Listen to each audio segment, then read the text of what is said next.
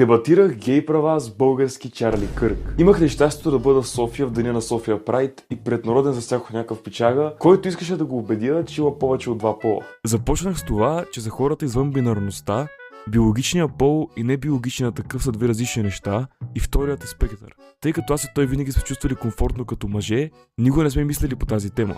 Но това не означава, че всички са като нас. Опитах се да обясня, че как се самоопределяш на ниво пол едва ли е решение, което хората взимат лесно.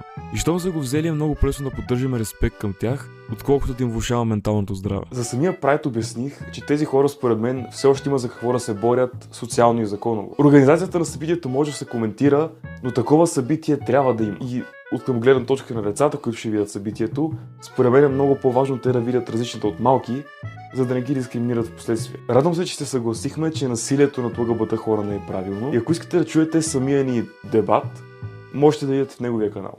Тагнал съм го. Про. 1, 2, 3.